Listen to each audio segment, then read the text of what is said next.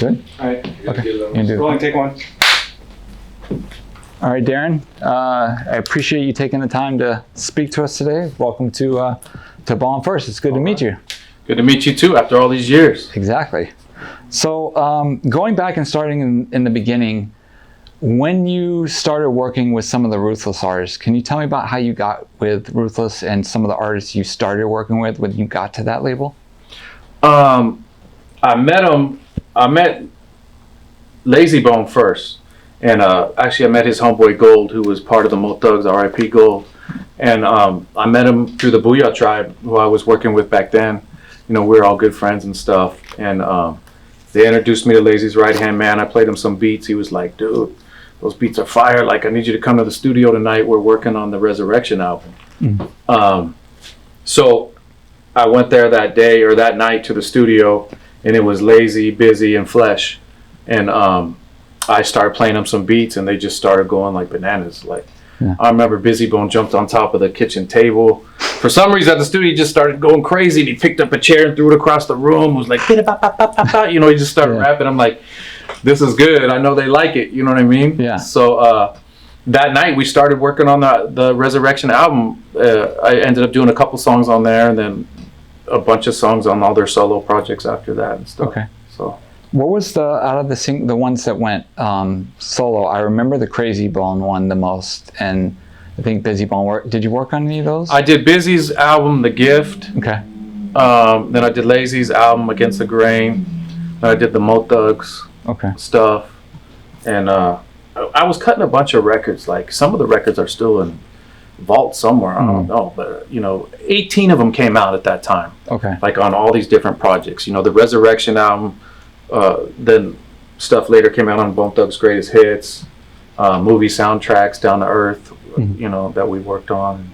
So just a whole bunch of stuff came out at one time. Gotcha. Okay. And then how did it go from that to working with Crooked Eye before the whole Death Row thing?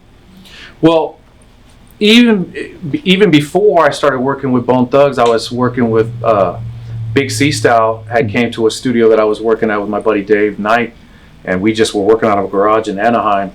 And he heard the beats. He was like, yo, man, I got to bring my artist down here. And Crooked Eye was his artist.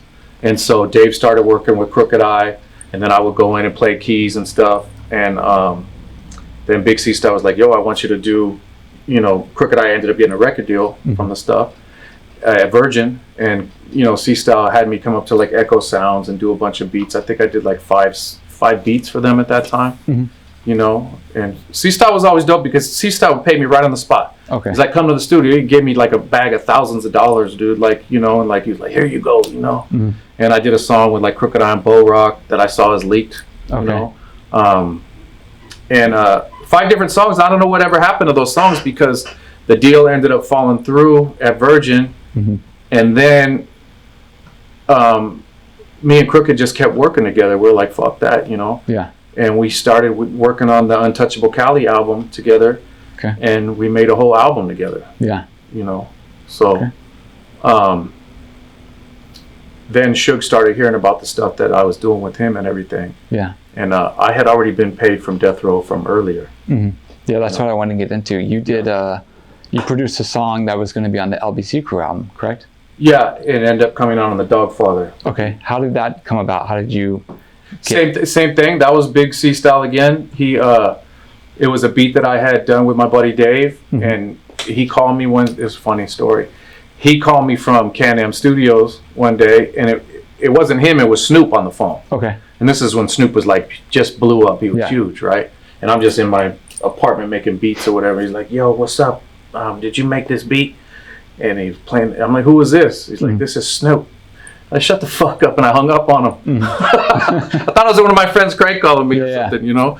And then C-Style called me back and said, hey, cuz, what the fuck you doing, man? That's Snoop. We're at the studio right now. I'm like, oh, shit. He's like, you made this beat, right? You and Dave? I'm like, yeah. He's like, come up to Can-Am right now. If you can, we want to work on it. Yeah. So I grabbed like 4 of my homies and we freaking jumped in the ride and headed up to Can-Am. And I remember walking in the studio at Can-Am and I walked in the first room, I walked in the wrong door, and it was Ice Cube and DJ Quick were in there. Okay. In one of the rooms. I remember I remember Ice Cube gave me this look like, "What are you doing in here?" I'm like, "Oh shit," you know. So, like, what up? You know? And I had known Quick. I had met him a couple times from a homeboy of mine, Zap. So he was like, "What's up, man?" Or whatever, you know. Then we went in the back room in Can-Am, and Dr. Dre was in there, and I got on the keys, and they were playing the beat, you know. And I remember Dre walking up to me. He's like, "Yo, you did the keys. You made this beat." And I'm like, "Yeah." He's like, "Man, you're dope, bro." I was like, "Damn, that's fucking sick," you know. Yeah. And I remember DJ Pooh was there that day. The whole Dog Pound, Snoop, LT, because they had just did the "Somebody Beware My Crew" song right before I did my song. Yeah.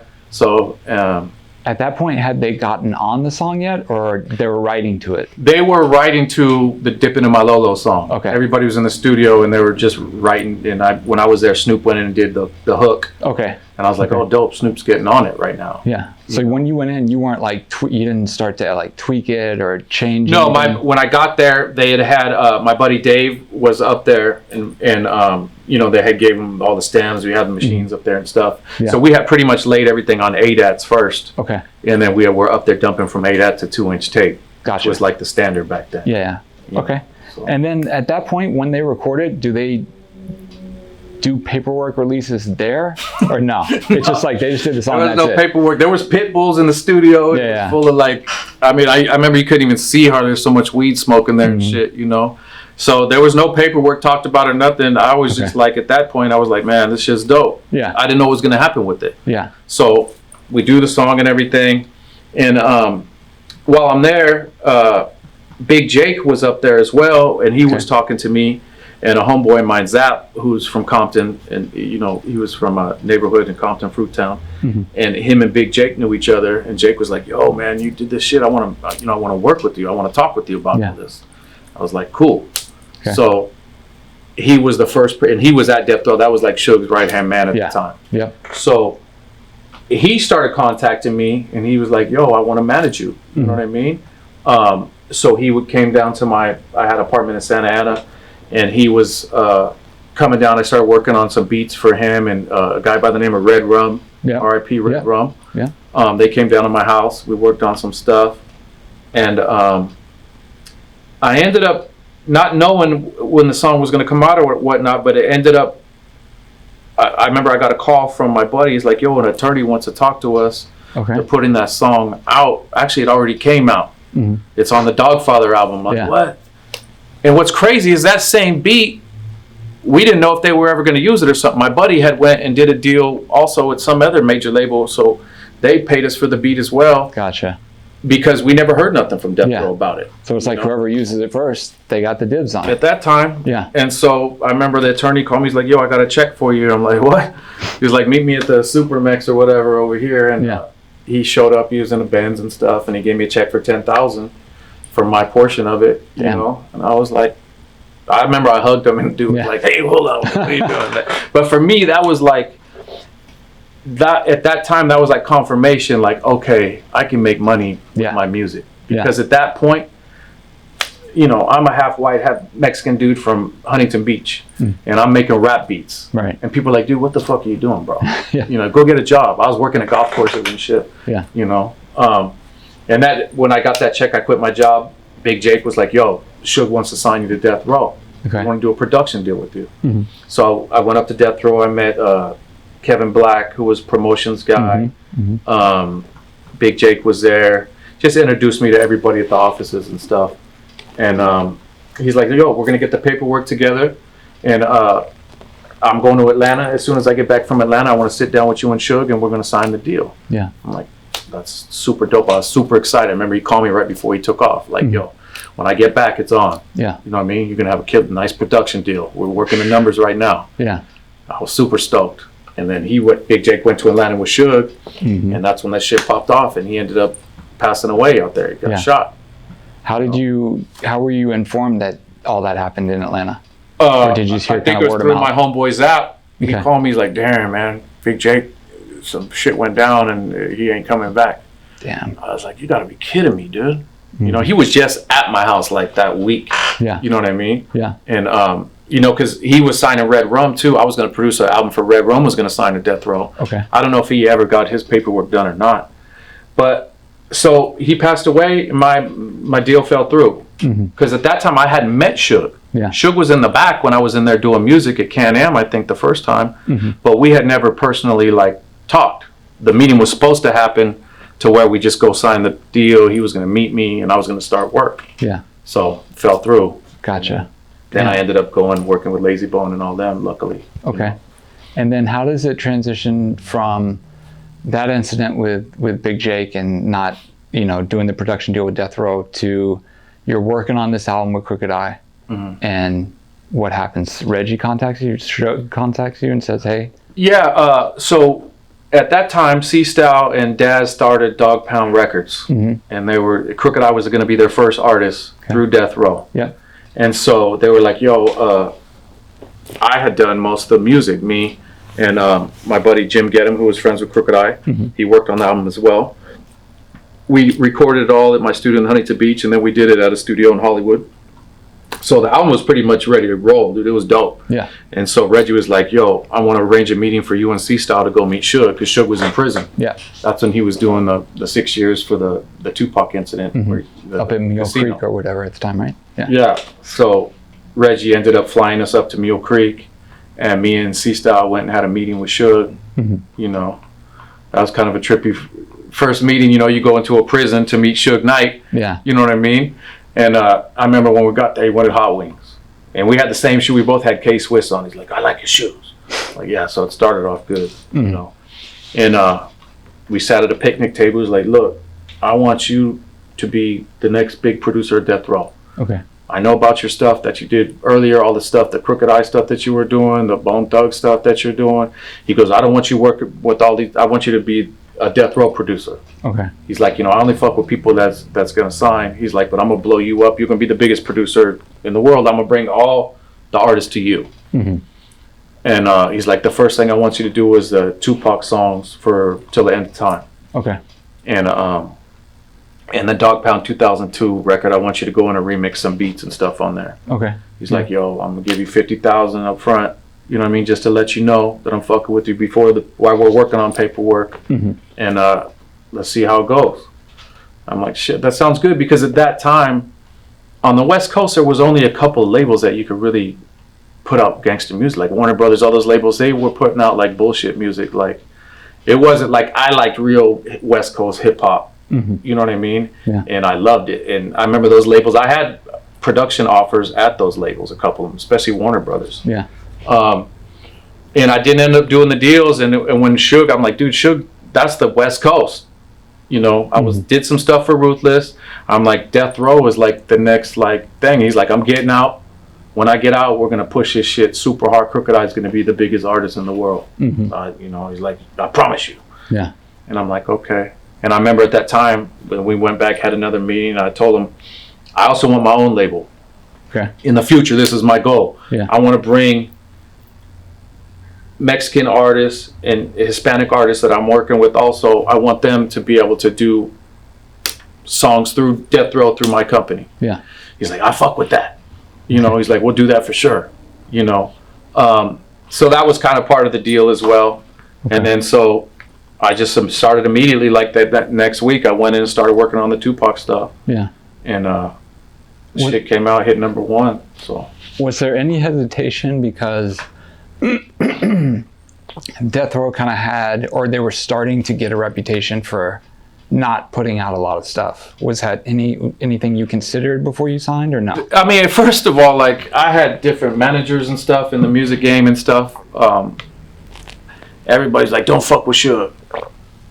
And I'm like, yeah, but what about these other labels? They're not really doing shit. Yeah. And I'm like, I didn't want to deal with some A&R person, or like, somebody that worked under somebody that really doesn't have the fucking, they don't have no power. Yeah. I'm dealing with straight with the CEO. You know what I mean? Yeah. And Suge was like, yo, yeah, we haven't been putting out a lot of stuff because I'm in prison. You know what I mean? When I get out, it's on. So I was like, okay, I'm gonna go with it. I remember that night, I was like, look, I can still keep, I had the #1 record in the country with Bone Thugs right then. Yeah. You know what I mean? And I was like, I started to get, I was getting paid good for my beats and shit. Starting off at like 5,000. Some beats I got like 10, 12,000 for. Damn. you know, publishing checks were coming in, so I wasn't broke. I didn't have to sign. Yeah. But I was like, dude, this is a big opportunity, man. Mm-hmm. And he's like, look, I'm gonna put you in any studio you want. Any equipment you need is gonna be there for you. I'm gonna book the studio for like a year or two for you. Okay. You know what I mean? So he did that. Mm-hmm. So I was like, let's do it. So he put me in the first. We did the Tupac stuff at Skip Saylor's studio, Mm-hmm.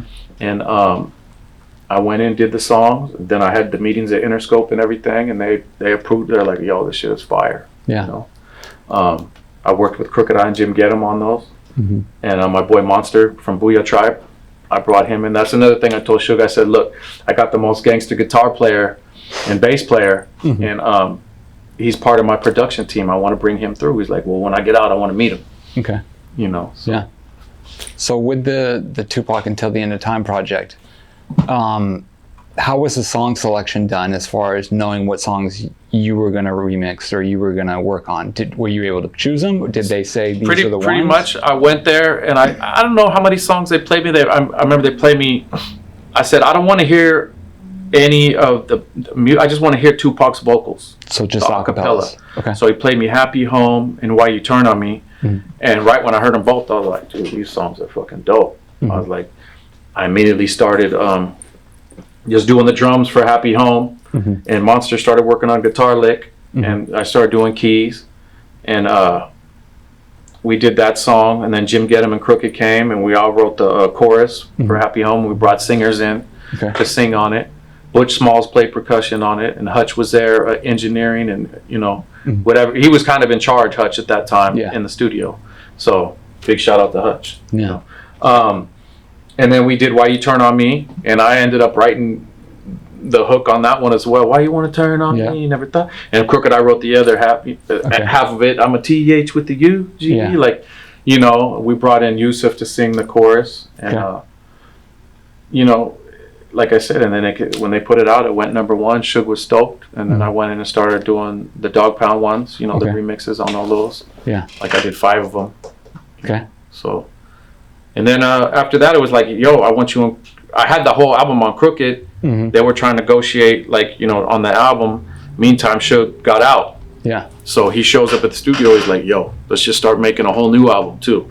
Okay. Because he wanted, you could tell he wanted to be a part of it. Yeah. He was like up all day and night doing music. He was out at the club. He was going to do promo stuff. He'd be back at the studio. How involved was he when you guys were doing music? Like, is he? Because a lot of people, even Reggie, will say he's a marketing genius, but a lot of perspective from outside feel like when Dre left, that's when all the good decision making on music kind of left. Like Suge didn't really put anything out. This is what they're saying. This is not Yeah. No, I understand. you know, and they feel like that Dre was really the musical side of the success of Death Row. But, you know, I wanted to get your take on how involved Suge is in a studio atmosphere. Well, so when I was there, I would be at the studio every day, and I'd take Monster with me, and like Butch would be there. So whatever artists we were working on, like Crooked Eye and I were in there like a lot. So we just started working on his album from scratch. Suge would come in, hang out, you know, he would bring some people through, some stuff, have some drinks, and he would bone out. We just kept working on the music. Then other artists were coming around. Spider Loc came through. As soon as the artist would come in, he'd be like, Vegas, make a beat. You know what I mean? I want to hear how they sound. Yeah. You know what I mean? Like that's the real way people would audition to be on Death Row. Okay. So I'd just make the beat right there. Spider got on it. Same with Eastwood came through. Make a beat for Eastwood. He came through. So he ended up starting to do deals with some of these artists. Okay. And then also bringing known artists through, like Casey and JoJo come through, Ray J, Keisha Cole. Before Keisha Cole wasn't known yet. That was like when she was like 18 or something. Yeah. You know. Other artists like Left Eye, she ended up coming, and I made the beat right there for her. Okay. And like Spider and Eastwood and Crooked Eye were writing lyrics for her on the first song. And then we started to work on her project, just the two of us. I remember Spider and her were going to do another song together as well. Okay. So when Left Eye came, you know, the Two Street for TV song ended up coming out on Dysfunctional Family. Yeah. You guys remixed her solo album that I think only came out overseas. I'm not positive about that. But did she record any other new material, or it was just all in the works? She so it was in the works pretty much. She came in and we started putting together beat ideas and like some choruses, and I think she started to lay some stuff down. And then I don't know what happened. Like, I do know what happened. You know what I mean? At that time, I didn't know what happened. We started working on the project, and all of a sudden, she didn't come around anymore. I was like, huh. But, you know, she was out promoting with Suge and stuff on BET and everything, you know. Letting them know, hey, I'm on the road now. You know what I mean? My name is Nina. Right. So I was super excited to work with her, too, because I thought she was dope. Yeah. I didn't think that people should have to write her lyrics for her. She was dope enough on her own. Yeah. And I remember I told Suge that, I'm like, yeah, that's cool that you had them help her write, but let's let her write and let's just make new shit from scratch. He was like, go, let's start and we'll see how it comes out. I'm like, yeah, she's already a superstar. You know? So, you know, and she did. She would sit there and she'd start writing just like any artist. Boom, boom, boom. Start writing the raps. Yeah. I wish we laid them all down. Yeah. You know? How did you hear about when she went to Honduras and ultimately got in that car accident and passed? I forgot. I think Butch told me. Okay. You know, because I think I was at the studio and he came through and said, you know, Lisa just passed away. I was like, what the fuck? Because I thought she was coming back to the studio when she got back. That's what I was told. She went to Honduras to do a cleansing. And I remember she was telling us all about like Dr. Sebi and stuff and all these techniques. And she was giving the artists like cleansing techniques and stuff like that to do. And she went out there and she never came back. So I'd heard that her and Suge might have had a little falling out, stuff like that. Yeah, Reggie told a story about that. Yeah. Let's see. Can you tell me, like, as far as the Until the End of Time, Dog Pound 2002, New Mix, stuff like that, who was the person that, like, controlled the projects? Because Suge is locked up. Who's the day-to-day person that you go to if you need something? Or I mean, the person that was in charge when I was there was Reggie. Okay. Reggie Wright. So whenever I would go up to the office and stuff, he was pretty much the president of the company in charge as Suge was, you know, locked up. Suge would call him each day. They'd talk about the business or whatever. Then Reggie would hit Butch. Butch would bring whatever reels or whatever artists we were thinking of working on that time. Butch would show up to the studio. And I was just be in the studio each day, like, yo, what's pop? What are we gonna do today? What do we want to work on? You know what I mean? So pretty much I was there 6 days a week. The sessions were 12 hours long. Okay. We're at Can-Am, Track Records, like Sound Castle, The Village. Then we ended up being at Track Records for like a year straight or two. And just 6 days a week, just making songs for all these artists. Okay. You know? So I probably made like 200 songs or more. Because you figure every day, and I'm in there making 2-3 beats a day sometimes, with rooms full of just, there'd be like 30 artists in there. Yeah. Corrupt, his whole crew. Then I ended up bringing Gangsta Rib from Booyah. He was going to sign a Death Row. Yeah. So his homies. We had some of the Mexican homies from LA, artist by the name of Little G. Now he's known as King Little G. He was like 15. So I told Suge I wanted to produce him and the homie Bullet and Dopey and all these guys. But so you had all these different cliques of artists. Yeah. And I would just be up there with the MPC and the keyboards and shit, making the shit live for everybody. Yeah. Say, who's going to be on this one? They go start writing a hook. And sometimes I would, work on hooks with the artist, or this is the type of flow we should do on this beat. You know, as a producer, I think that's the type of stuff you should be doing. You know, kind of sometimes guide artists like, yo, this would sound tight on this beat. You know, I mean, listen to the bass line. Why don't you ride the bass line with the chorus? Yeah. You know, So the biggest thing that people always ask, which you probably get it more than anybody, is why didn't the Untouchable album come out? Can you tell the story about how you guys were working on that before and why it never actually came out through Death Row ever? You know, it's crazy because that album was so dope. It was an insane, like if that album would have dropped at that time, Crooked Eye would have been the biggest artist, I think, in the country, you know, because he was the first one to really get, well, Corrupt did it, but Crooked was so lyrical, like his punchlines and stuff like that, the way he could ride the beats and stuff like that, and his sound was just amazing, you know. And so the shit we did was so dope. I think that they were negotiating they talked about it with us, like what they wanted to do and everything, and their plan was to put it out. But then at the same time, Suge wanted to be there and be a part of the album. He was in prison when we made it. Right. I wasn't signed at Death Row when I made it, so he didn't own that album. You know what I mean? Yeah. So it never really came to fruition. Like, okay, we're going to drop it on this day. He wanted to do it. Okay. And we would have worked it out. We also did another project, me and Crooked Eye, when Suge had did a Violation or something, I remember, and we were waiting, like, dude, why aren't we dropping this product? Me and Crook were like, let's go make a mixtape. Yeah. And we were signed at the time, but we were like, fuck it, dude, let's make a mixtape and just show them that, hey, and I think we did the mixtape in like a few days in my house. Damn. It was all recorded in my house. It was called West Coast of Nostra. And did the whole mixtape, packaged it up and everything. Yeah. And then when they saw it, they were like, what the hell is this? You know, I remember Reggie hitting me, what is he? He's like, this shit is dope. And I remember I thought Suge was going to be pissed, and he was pissed. He was like, what the fuck are you guys doing? You guys can't put the shit out. You know what I mean?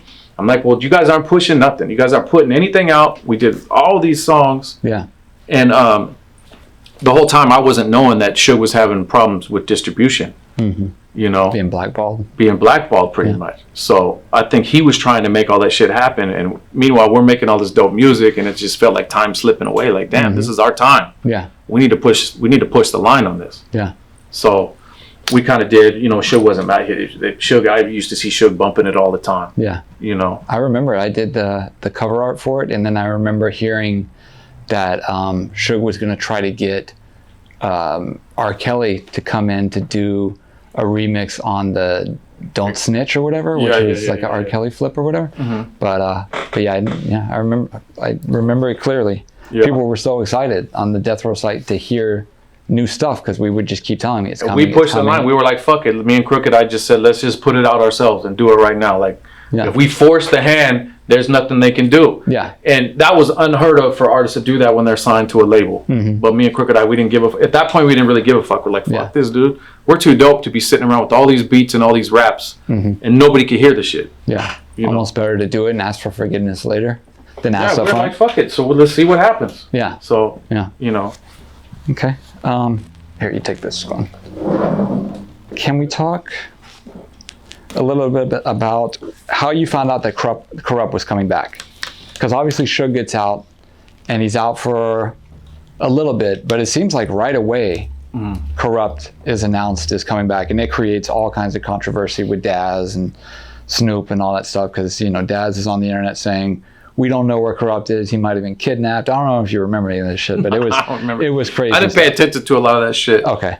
You know, I really didn't have time to, and there was no really like internet shit cracking that much at that point. Like, I was so tired when I get home from the studio, I didn't really listen to the fucking drama and stuff. So yeah, I went to Vegas to meet Suge. He's like, come out to Vegas, you know what I mean? Come stay at the crib, you and Monster, and we're gonna do a show with Too Short out there and stuff like that.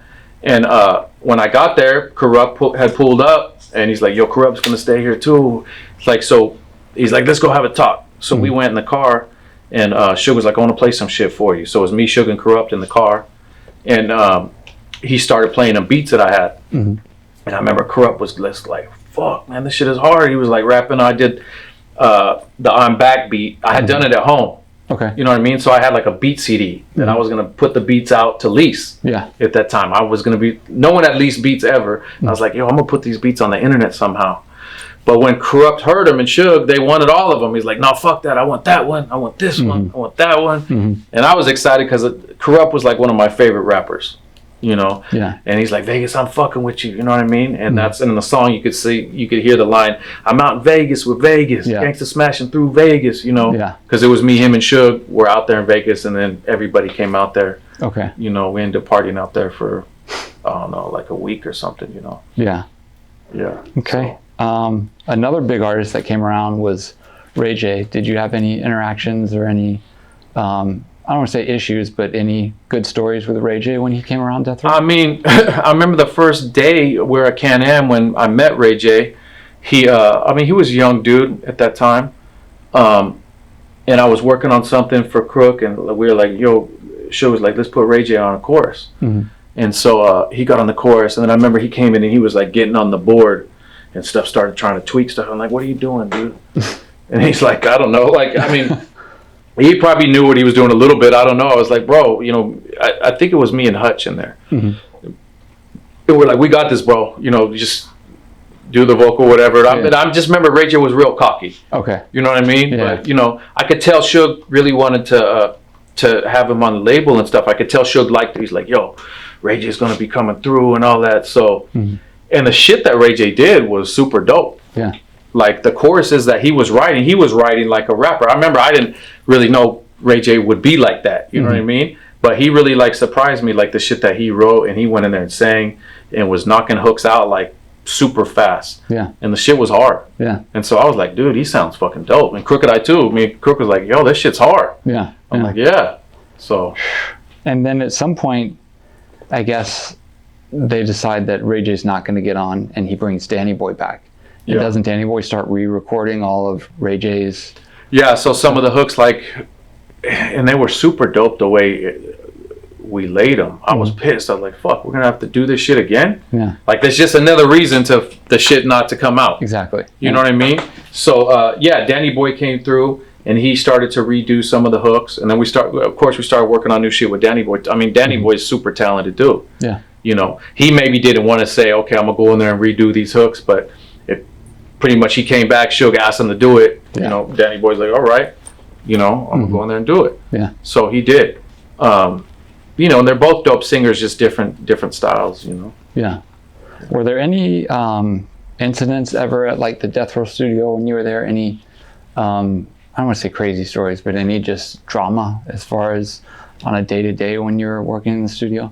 So most of the time there wasn't drama, but you know, then people started getting killed, you know, and like I had a friend of mine, my buddy Zapp, had introduced me to Buntry.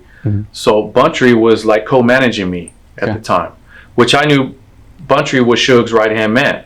So I remember, this is another, going back when I first went to go meet Suge in prison. First I went to Buntry's house in Compton, and me, Zapp, and him had a meeting. I think Zapp was on the phone because he was in prison. Okay. So I went and met with Buntry, and we chopped it up, and he was listening to my beats. He's like, bro, your shit is fucking hard, man. He's like, man, I'm gonna talk to Simon. I'm gonna make sure you get put on this time. Yeah. You know, and I'm like, bro, let's, you know, we could work together or whatever. You know, you could co-manage me or whatever. You know, you and Zapp, you know, making moves from, you know, where he's at. I think it was in Lompoc at the time, or Victorville Feds. And I was like, you guys help push the line, you know what I mean? I'll do the music and you guys make sure the business is all good. You know what I mean? Because I knew at that time, I mean, this is gangster rap. You know what I mean? So who better to be in team with the guys that are, you know, some real gangsters. Yeah. You know? Yeah. I don't want to have to focus on negative shit if I don't get paid and stuff like that. I want to be in the studio concentrating on music. Yeah. So Buntry and hit Reggie, and that's kind of how that went down. But at the same time, C-Style was also telling him, hey, this dude Darren is doing all Crooked Eye's music.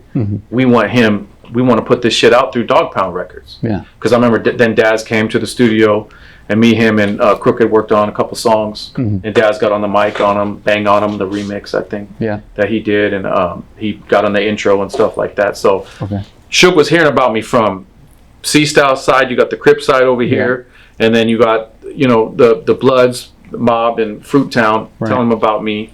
And so I think he was just like, yo, this guy must be the guy, you know. So. Okay.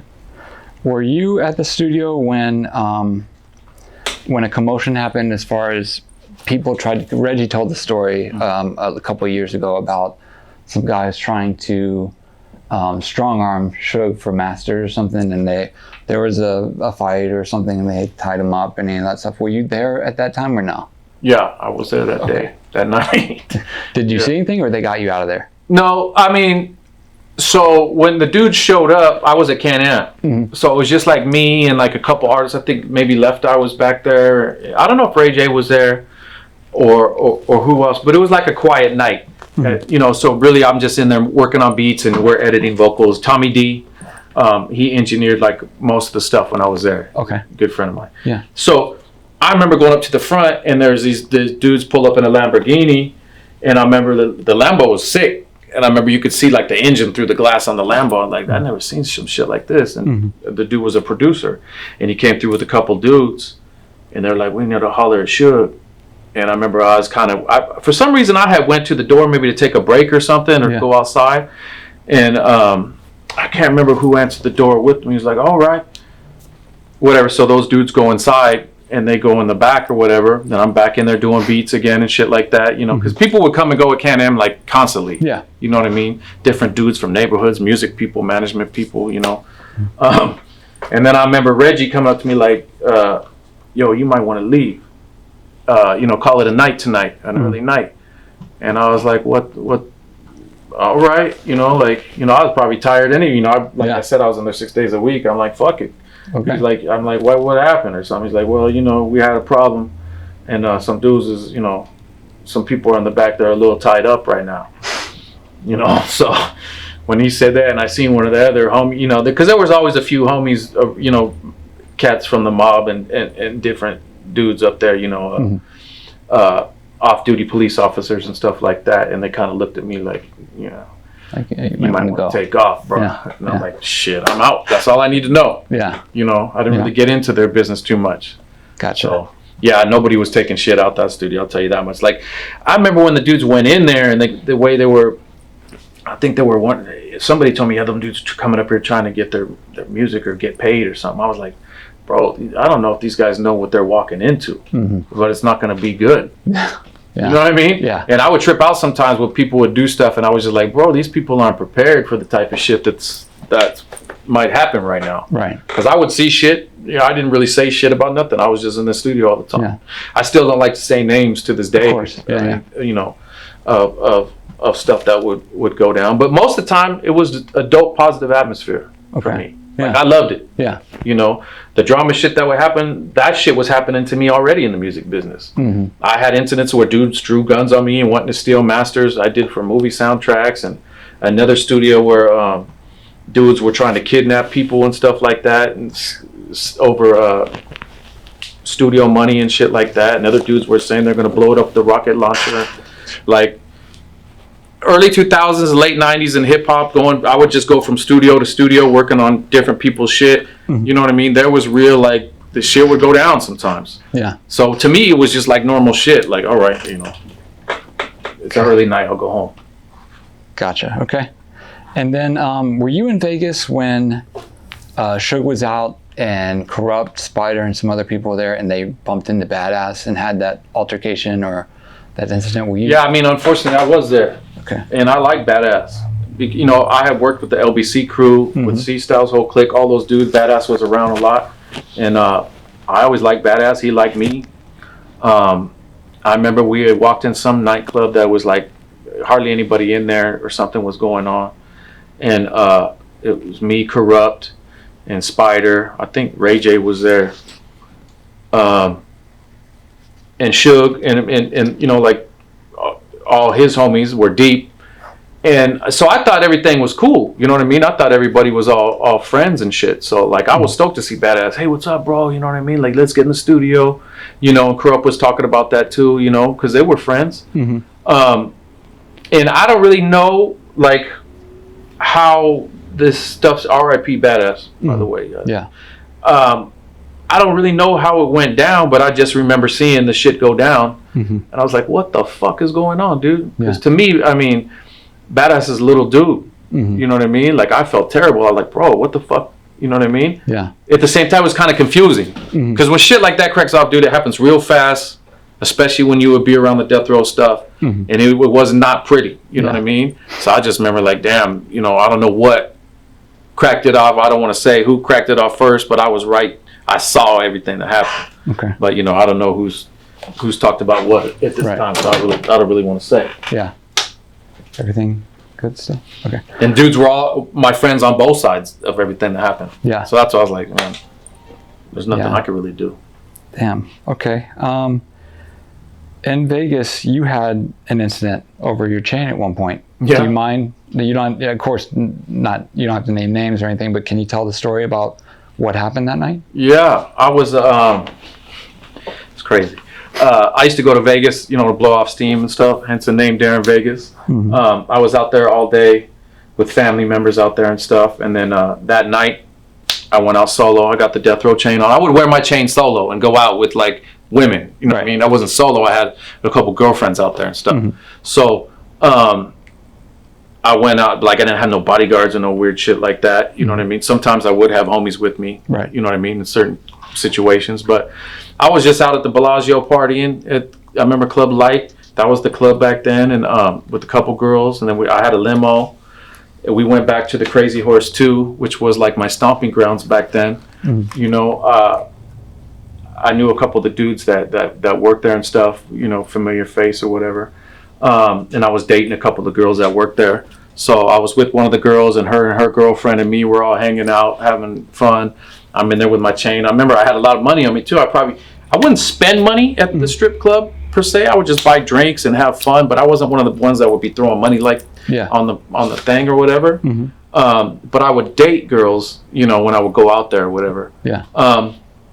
Anyway, I remember going to the bathroom. This is like 3:34 in the morning. Mind you, I had been partying all day out there. Like, you know, I think we were drinking tequila shots and stuff like that, you know, just having fun.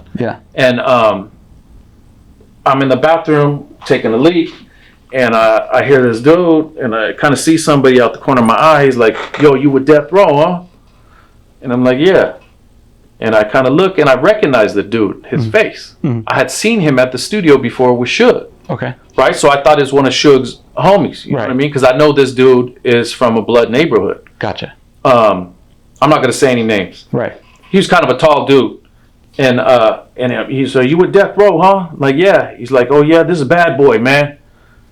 And I thought he was joking. I was like, "Fuck bad boy." And all of a sudden, bing, bing, bing. You know, he starts letting off on me. We start fighting in the fucking bathroom.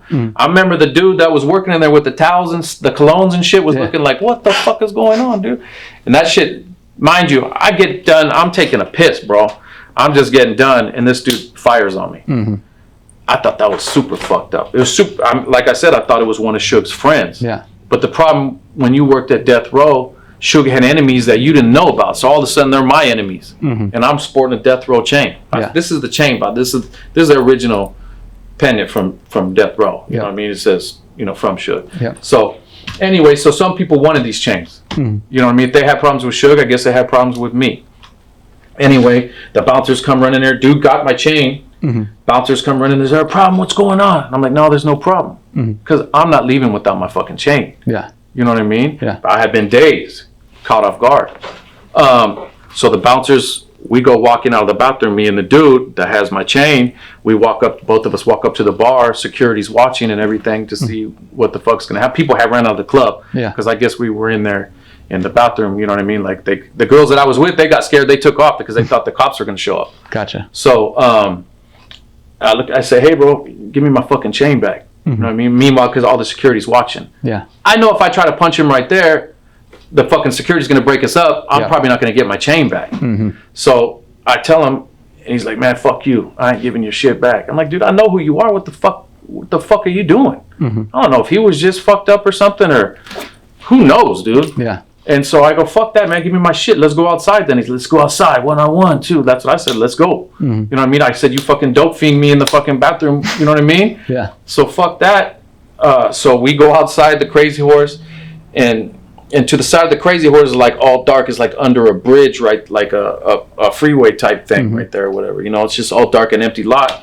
I take my shirt off. I got my wife beater on. I'm like, "Man, fucking give me my shit back, bro." And we exchanged some words and stuff, and I was like, "Dude, I know exactly who you are." You know, like, it caught me off guard, bro. Like, maybe I should run and just try to punch him or whatever, but at the same time, it just threw me off so weird. It wasn't like a normal fight. So, and I remember he squared up, I squared up. We're like this, and we had some words back and forth, and then a Cadillac pulls up, and it was a girl in the Cadillac, and I don't know what happened, but he threw me my chain. You know what I mean? So I just grabbed the chain, fucking took it. He got in the car and took off. I don't know if he felt like fucked up for what he did, or he realized that, I don't know what happened. I couldn't tell you. You know what I mean? It was really weird. Next day I woke up, a little hungover. I was pissed off because I was out with these girls having a good time, and it probably would have. I had a killer suite. I had at least $10,000 in my pocket at that time. So at the same time, when the bouncers were all around me, and we're going to be fighting or this and that, dude, I'm not trying to lose the money that I got in my pocket either, because you know I play poker and blackjack, so that's my little stake. So anyway, I get back to Death Row that week, and I was talking with Suge. He's like, I said like, yeah, man, you know this dude so and so. He's like, man, he tried to fucking take he fucking socked me in the bathroom. He's like, what? He goes, what happened? I'm like, man, I'm taking a piss. He said, you know, you with Death Row? He said, this is Bad Boy. And I said, fuck Bad Boy. And I remember Suge started laughing. Like, he loved that part of it.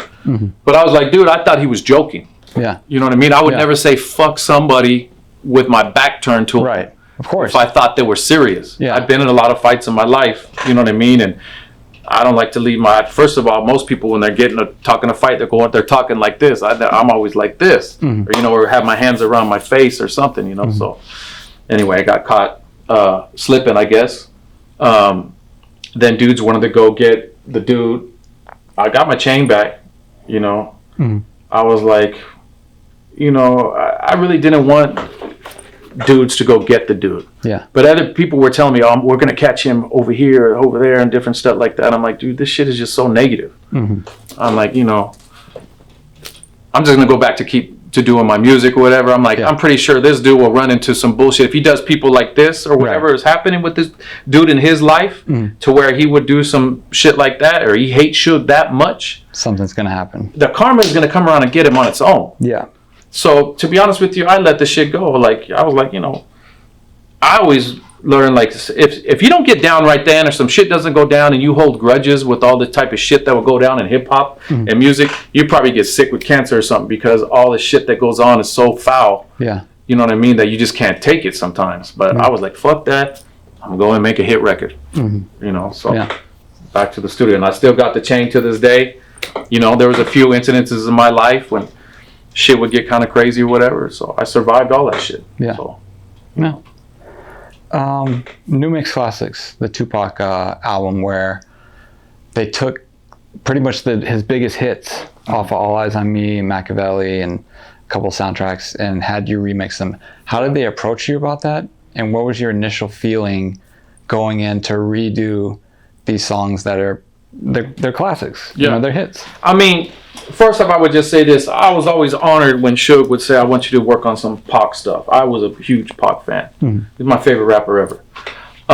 At the same time, I told Suge, dude, why are we going to go in and remix these classics when we got all this dope new music to drop right now? You know, not knowing, again, the problems he was going to have with promotion. And, you know, he got a distribution deal at Koch or whatever. Like, you know, I didn't really like them back then because I had done their first rap records at Koch, and they weren't paying people at the time. Yeah. So anyway, I was like, why are we going to do this Tupac stuff when those are classics, man? And he was like, yo, this is what I want to do. And he's a businessman. He's smart. Right. He knows that shit's going to sell itself. He's like, I want you to do all new beats for the shit. You know what I mean? And we're going to revamp it and put it out. I'm like, what am I going to do? I'm the head producer at Death Row at the time. Yeah. So I'm the go-to guy. So he's asking me to do it. I'm like, yo, okay, cool. I can't make him put out the new shit that we have. Right. I can only trust that what he says, this is going to help promote this. You know, we're going to still put this out right afterwards. This is just going to be something to bring in some money and make this shit happen. At the same time, he was right. The shit went gold. You know what I mean? Yeah. I mean, I had fun doing it. At the same time, how do you take a classic record like that and remix it? And you know, people are going to be pissed off. Like, yo, you should have left that alone or whatever, you know? Yeah. But, you know, everybody's always got an opinion, you know. I remember seeing a lot of people loved it. Like some of those remixes I did, they were like, yo, I like that even better than the original one. And I was like, you know, I was stoked to hear stuff like that. So anyway, that's how that came about. And I think I did like 8 of them or something like that. And then I did another one with Left Eye and Tupac on it, Untouchable. Yeah. And that one didn't come out. I did another one, me and my girlfriend, another beat for that one. And that one wasn't on this. So there's other unreleased ones that I did that were probably still in the vault somewhere. Okay. You know. Around that time, the credits on the albums that are coming out start to change as far as production credits. It goes from produced by Darren Vegas or, Big Hutch or Daz or whoever, to just the row hitters. Can you explain who the row hitters were, and were you cool with them changing into that, or no? No, I wasn't cool with it at all. Okay. I was fucking pissed. Yeah. I remember, because I would give all my info for the credits and all that. Like I said, I had sold a few million records already with my production. So, a lot of these songs I worked on, some of the beats I had done at my house and brought them up there. Mm-hmm. And then when the credits came out, it said produced by the Row Hitters. I was like, what the fuck is the Row Hitters, dude? Nobody told me about this shit. Yeah. You know what I mean? So I was fucking pissed. I remember I asked Butch to ask Suge, I need a meeting with Suge, or I don't know if Reggie was there at that time still too or what. Mm-hmm. But yeah, me and Suge talked, and I'm like, dude, I never said I would. What are the Row Hitters? Yeah. I go, that beat, I made that beat by myself, dude. Mm-hmm. Nobody's on that beat but me. He's like, it's going to be like Motown, you know what I mean? Where, we build a production team. And, so I was producing there. I was producing the majority of the music at that time. Mm-hmm. Hutch had left. It was me. I would have Monster who would play guitar or bass on a lot of the stuff, sometimes not. Jim Gedham would do some beats sometimes, but him and Suge never worked out a deal, so he wasn't signed. Mm-hmm. Another dude, Josh, came in and did some beats. And I like Josh too. He was dope too. And Butch would play percussion on everything. And, he was kind of like the overseer at the studio. And mm-hmm. he was the only one to go to the vaults and bring the reels. So he said, that's the Row Hitters. I'm like, yeah, but I never agreed to that. Yeah. You know what I mean? Yeah. So what's going to happen with my publishing and writers and all this stuff when it's produced by the Row Hitters and nobody knows, that's exactly. Darren Vegas. He made that beat. Mm-hmm. Some of the stuff we would work on together. Yeah. Okay, that's cool. Put everybody's name on there. Because I always give people their credit. Because I know what it's like to be a ghostwriter and people don't give you your shit. Yeah. So the Doggy Style album, when that came, Dogfather, I didn't get credit on the album for my shit. You know what I mean? Mm-hmm. I got paid. So a lot of stuff that I would do at that time, I didn't really have a name yet, but I would get paid, but my name wouldn't be on the credits. So then years later, people are like, oh, you didn't work on that. You didn't know. I'm like, dude, you don't know what the fucking business was like at that time. Yeah. So at the same time, I give Suge credit because maybe he was just trying to use that name to promote. Mm-hmm. He was a mastermind of promotion. Mm-hmm. You know what I mean? At the same time, we never had a conversation that this is the Row Hitters and my name isn't going to be on the freaking record. They would say keyboards, drum programming, and stuff like that. Right. I would also co-mix the songs with Tommy D. Mm-hmm. So I never agreed to that shit. Yeah. But it was too late. The shit was starting to come out, like the Dysfunctional Family soundtrack and stuff like that. Mm-hmm. And I'm like, like you said, if you look before, my name would be on there and stuff right. like that. Then all of a sudden it was the Row Hitters. Yeah. So I was like, okay. Can you tell me about when, I don't know if you guys were at the studio or where it was, but Suge gets a call from Irv Gotti wanting a clearance on a Tupac sample. And then I believe Reggie told the story in that Suge and then went to the studio where Ja Rule and Irv Gotti were at. Mm-hmm. Everything went good. Did you happen to be with them at that point? Yeah, I was, because we were all at the studio. And Suge was like, come on, let's roll to Sound Castle, or whatever. And I'm like, all right, cool. Anytime we'd take a little break from the studio and shit like that, I was always cool with it, whatever. Because you never know what you're going to go do. He's like, we're going to go to this other studio. We're going to go talk to Ja Rule and Irv Gotti. I'm like, dope. Mm-hmm. So we went there. We go to walk in the studio, and I remember Suge went over to a table outside and sat with Irv Gotti and some of the dudes that he was with there. And they started negotiating. I mean, I wasn't part of those conversations. Right. That's just them doing business. I'm over there talking with the other artists and stuff. We're talking about, okay, mm-hmm. What you guys working on or whatever, So, yeah, but I was there.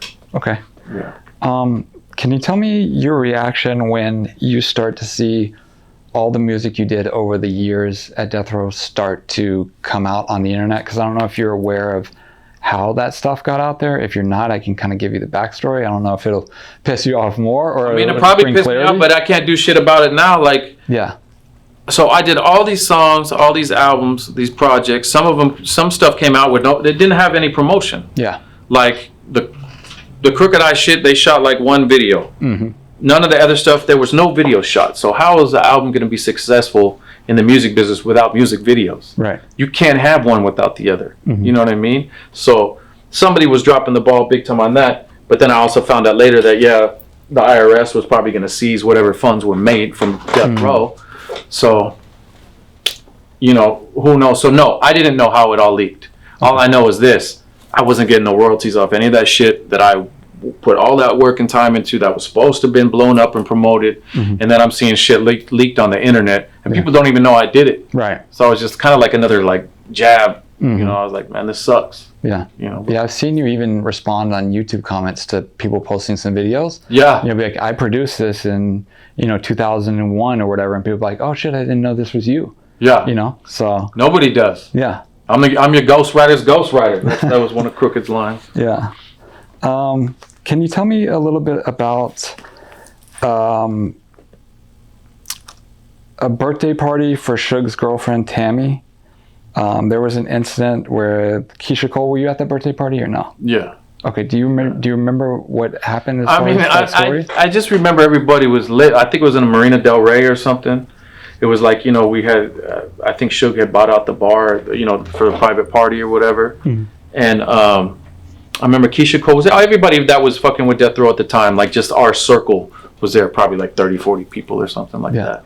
And I remember I remember Keisha Cole was a little lit that night. She was young, dude. She probably was like 18 or something. And I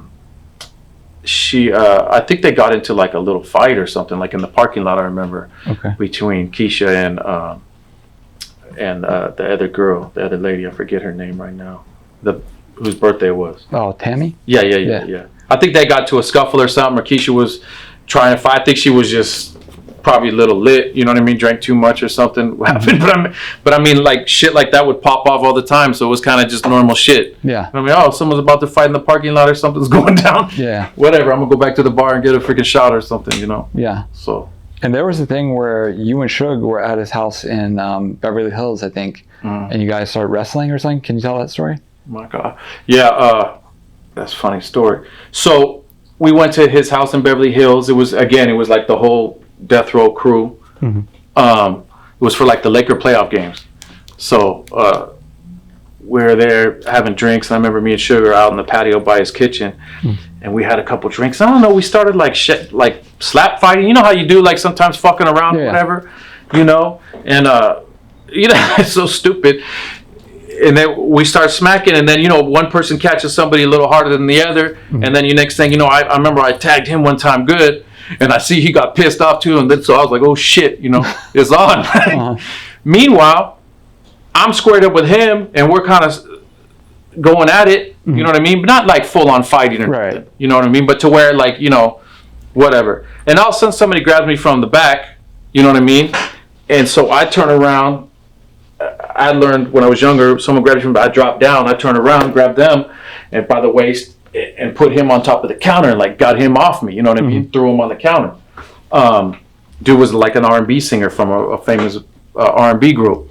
I was surprised, and I remember I told him, what the fuck you doing helping Suge? You think Suge needs help fighting me? You know what I mean? And as I'm saying that, Suge grabs me from the back in a chokehold, and then me and him go down on the kitchen floor and started like wrestling, you know what I mean? And I think like Butch and some other people brought, I remember everybody was watching the game, and I remember my homies from the Booyah Tribe, a couple were looking in the room like, what the fuck is Vegas doing? You know what I mean? I just remember they had this bewildered look on their face, like, is he trying to fight Suge?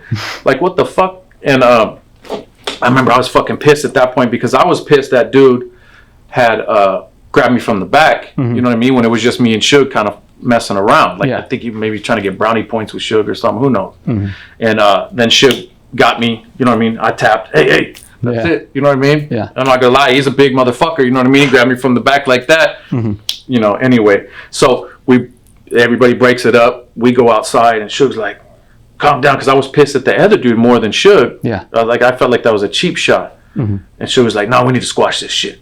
Suge was laughing though, he liked it. Like he liked like that kind of like when crazy shit would pop off, and I think he liked the fact that when I grabbed dude and threw him on the counter or whatever, no disrespect to that guy either, because he's a tough guy too. And anyway, so we go on the patio, and Suge's like, you guys need to make up, you know what I mean, like shake hands, like we were kids or something. But he was right, so we shook hands, and then we all started laughing at it. And the dude was like, man, I didn't mean it like that. Or I'm like, whatever, dude, I'm sorry, or whatever, stupid shit when you're drinking and fucking smacking Suge Knight. Yeah. You know, Not many can say they did which that. I don't suggest you do. Yeah. I always like me and Suge had a good relationship most of the time. Yeah. You know what I mean? To where I felt like we could do some shit like that, and it was cool. You know. Yeah. So that's one thing I did like about Death Row at times is how many times are you going to be hanging out with the CEO of the label, and they're going to be hanging out with you, partying with you. You could talk to them about music and different shit. You know, but you know there was two sides to him, just like there's two sides to everybody. Right. You know, so you got to be on your toes. But I never seen like him do like too much crazy shit. Yeah. You know, a couple things. You know. Okay. We do this thing where we do like a roll call where I'll name some people that were around or some artists, and you kind of just give me like your first story or memory that pops up in your head. Are you cool to do that? Yeah. Okay. Can we start off with Big Jake? Big Jake, he was a cool dude, man. I was super stoked that he was gonna be helping me get my deal at Death Row, and you know he was really excited about it. You could tell that he was like Suge's bodyguard, right hand man type dude, but he was like a smart dude at the same time. And so I think he had big plans in the music business, you know, because how could you not when you're around Suge every day, and the most powerful label in the record business at that time. So he was really cool and going to kind of take me under his wing, and that's just a terrible thing to happen. Okay. What about Crooked Eye? Super talented dude.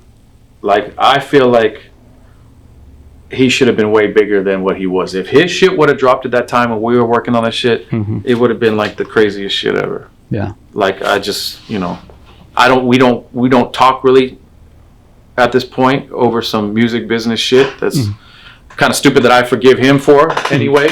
I don't know how he feels about shit, but you know, we always had a great relationship before that. Like, we worked on probably 3 albums together. You know, like, to where I would, you know, I had my student in Huntington where I would go scoop him up sometimes. This is when we were young, you know what I mean? He was younger than me. Scoop him up, go to the studio stuff, and I just knew that he was super talented. Like, the shit that the punchlines that he would say, I have unreleased stuff on Crook to this day right now that the world hasn't heard. I have his whole albums. You know what I mean? And I sit back and listen to it sometimes like, dude, this shit was fucking insane. Yeah. So I hope maybe one day we talk again and you know, squash the shit. Okay. What about Zap? Zap, he was a smart dude, represented himself well. He got in trouble trying to get money to help start a record label. I was working with his young homie from his neighborhood, Trayvon, and another dude I was supposed to work with, Faux Bent. They called him Faux Cent, and then he ended up being Billboard. He ended up getting shot. But Zap had introduced me to him, and then Dre was going to be working with him as well, too. This is before I signed to Death Row. Okay. So he was introducing me to some people and stuff. He got caught up making moves in the streets and ended up going to the pen. And what's crazy is they were supposed to be putting money aside for him and for Buntry from the percentage I was going to give them for a management fee.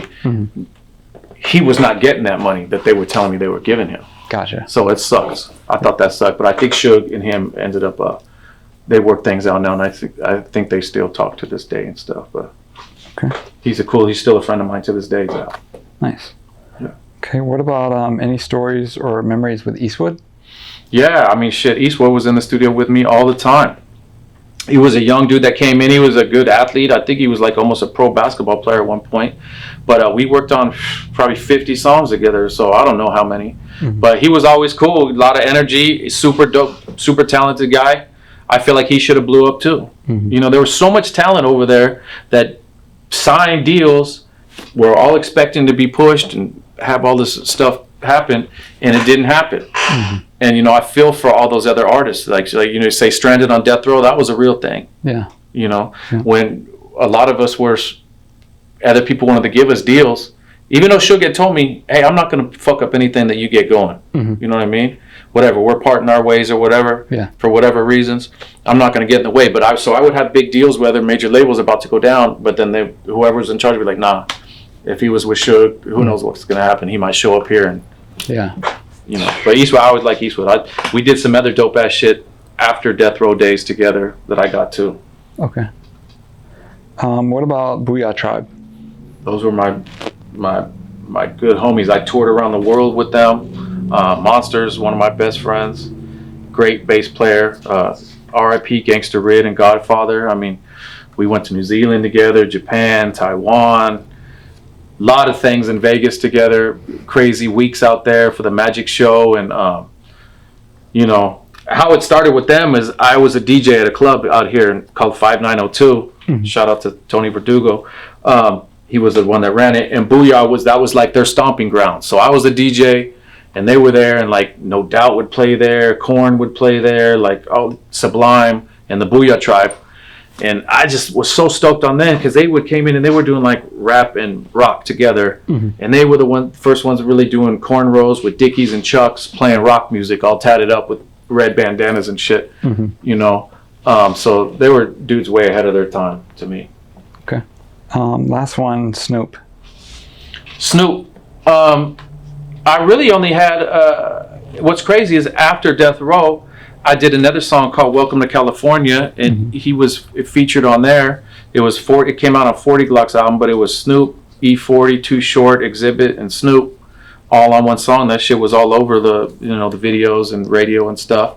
But I didn't talk to him in the studio at all. I remixed that beat and everything, and then 40 sent it to him. Everybody did their verses and stuff and came back, and my homie C-Sick mixed it down, and song was super dope. If it wasn't for Snoop jumping on Dipping in My Lolo, mm-hmm. and Big C Style started me off, I mean, to me, that was my first big check that allowed me to quit my job. Yeah. So, and then I ended up doing a bunch of songs that he was on, but we weren't in the studio together. Mm-hmm. So, he's someone that I always thought was a super talented, dope dude, but we didn't really like have much interaction because I went to Death Row, and that's when he had left Death Row. So it was like, I never had no beef with Snoop, even though rappers, like, I would make beats and rappers would say things about Snoop. The only time I was like, what the fuck is going on is when he dissed the Row. Mm. You know what I mean? So we dissed back, So I would do the beat. And I don't agree with everything that was said on some of those records. I thought some of the shit shouldn't have been said. Mm-hmm. But I don't know. Suge loved that shit. Yeah. You know what I mean? At that time, he was like, fuck that. I want you guys to ride on this. You know what I mean? He was the one in charge. So it was like, as an artist, the artist just, people are just trying to get put on. Yeah. So they'd jump on the songs and say whatever, mm-hmm. What was it that finally brought you to part ways with Death Row and Suge? They stopped paying me. Okay. The whole row hitter thing caught me wrong too. I didn't like that. I was like, dude, I'm making a beat by myself and I'm going under the row hitters. I don't like that. Yeah. But I still stayed down. I still stayed doing music in the studio. All of a sudden, Suge had just stopped paying some people. You know what I mean? Mm-hmm. And then he started working with some other people. Meanwhile, I'm in a contract, like almost $1 million contract with Death Row. They stopped paying me. So I was like, and that shit would happen to artists all the time at Death Row. Yeah. It happened to it's funny now because a lot of the shit that was going on with people's deals and shit, we didn't really talk about it that much, but now I see people talking about it, how they don't mm-hmm. get royalties, how this happened. But I don't know, shit just happens like that in the music game, I guess, Mm-hmm. Actually, it was a blessing in disguise because I've been independent since, and dude, I make great money just being a producer engineer. And I got my own studios. I work when I want to work, which is pretty much 6 days a week, kind of like I was back then, and I get to work with whoever I want to work with, Yeah. So. Okay. A couple of years after the Death Row bankruptcy, another company bought them out, and they put out a Crooked Eye album, which is more of a compilation of the songs that you guys did together called Hood Star. Yeah. I was working there at the time. I remember you helped promote it. Mm. Can you tell me, I have my own opinions, but can you tell me what your experience was working with them and how that went? I mean, it was some bullshit, to be honest with you. Mm-hmm. They reached out to me and said, look, we bought the Death Row catalog. We're going to start releasing some of this music. You produced a lot of it. We want to talk with you about, making sure you get paid and all that type of stuff. Mm-hmm. So a representative from them came, met me at the studio, at my spot, and told me, hey, we're going to put this album out. Would you do some interviews and stuff? We're going to make sure you and Monster get paid off the stuff that you did. I'm like, okay, cool, you know. I did the interviews and everything. They put the record out, didn't promote shit hardly. Never paid me a penny. Damn. To this day? To this day. Same industry bullshit. Yeah. You know, it's crazy, dude, the record. When I tell people about when people are always like, I have a lot of young artists I work with, they're like, I want to get signed, I'm trying to get signed. I'm like, bro, do you really want to get signed? Why don't you just get an investor and do your shit yourself more organically, and then you can control your own destiny with the shit. Yeah. Because all the record label is going to do is bullshit you at the end of the day. I mean, not everybody. Some people get their checks and get paid and stuff, but I would say 95% of the people don't. Yeah. Especially nowadays with streaming, you don't really need a label too much. Dude, you're not getting paid shit off streaming anyway. The way you make money in the music game is off merch. Shows. You know, shows. As a producer, I sell beats every day. I produce a lot of independent artists, so I have people coming through here. Luckily, I mean, every day I'm booked with a different artist. They come in, I make the music for them right there. Yeah. Record, mix it, engineer, mix, master, boom, they put it out. I give them advice a lot of times, like, yo, this is what you should do. Sometimes they take it, sometimes they don't. Yeah. You know, had a few of them end up blowing up. You know, so okay, it's good. What was your reaction when you heard that Snoop had purchased Death Row? I mean, as an artist, good for him. You know what I mean? Because he probably, I don't know if he got his royalties and stuff like that or not. I'm sure he was getting paid good when he was there. But I mean, if it wasn't for Suge and Snoop and Dr. Dre and like DOC and the ones that pioneered this whole shit, there would have been, I wouldn't have never got record deals through all that stuff too. So I'm happy for him. You know, I'm sure Suge is not happy about it. And I could see why. That was his company. You know what I mean? All of a sudden, his company's taken from the government, sold to a company in Canada, sold to a toy company, sold to somebody else. Now Snoop has it, but he's, you know, I know some people like Suge, some people don't or whatever, but still that was his company. I'm not saying he made all great decisions. You know what I mean? But it's just, it's kind of crazy how, when I heard about it, I'm like, okay, we'll see what happens. I'm sure we're still not going to get paid our royalties. I haven't gotten no, you know, I could reach out to certain people over there. Yeah. But I don't expect a check yet. I'm going to have to probably end up suing like everybody else is. Yeah. You know, I've seen the other artists, they're not getting their checks, royalty checks. So it's like, it's the same old bullshit, man. Yeah. So we'll see what happens, you know? Okay. Yeah, I saw he pulled all the music down off of streaming stuff apparently to figure out the publishing to get the right people paid or whatever. So we'll see. We'll see what happens. But you haven't heard anything from anyone over there? No, and I got a lot of music over there. I mean, like, I have my plaque's not here, but the End of Time album, I did a couple songs on that. The Dysfunctional Family soundtrack, the Tupac Remix Classics, the Dog Pound 2002. I don't know if I said Dysfunctional Family, whatever. A Crooked Eye solo albums. I mean, there's so many songs that I did over there, and I don't get any royalties from that shit. Damn. It's crazy. Yeah. So we'll see. So who are some of the artists you're working with today that you're excited about? I'm working with a lot of artists. I mean, I'm producing country music. You know, I still work with my buddy King Little G now and then. He's one artist that came around when I was at Death Row, and I actually took the time to produce his stuff to help start him off at the time on the side, you know, which I wasn't really supposed to do. And he ended up sticking with it and ended up blowing up. So I'm always stoked when I see him doing a concert and you got all these fans like doing the lyrics. And I just worked on one of his albums like a couple years ago, and he reached out to me the other day. A new artist, Mr. D, he's super dope. Doughboy Tony, my homie Lottie the G. There's a whole bunch of artists. A lot of Hispanic artists, a lot of Mexican rappers. You know, my background, my mom is Hispanic, Mexican, Spanish, whatever you want to call it. My dad's white, so I came from a background to where a lot of these guys, we relate to each other a lot, and I try to help all the homies as much as I can with the music thing. And I'm starting to see a lot of them now. They're doing shows, they're selling their merch. Desi Hollow, he's an artist. I just worked on his project. He's super funky artist out of Oceanside. So yeah, I haven't been working with a lot of mainstream artists because I kind of stepped away from the whole music industry type thing, because as a producer, if you go try to do beats for mainstream artists, a lot of times they want you to give them the beats. Oh yeah, just to give me some beats or whatever. The label will pay you later. Well, what I learned the hard way is the label doesn't pay you later a lot of the times. And so you end up going to LA, doing all this work, thinking you're about to get paid. You don't get paid. I work with indie artists. I get paid every day. You know what I mean? I make more now than I made when I was at Death Row. Yeah. Which is crazy. That's like I'm such a hustler when it comes to music and so diligent. Like Death Row to me was like boot camp.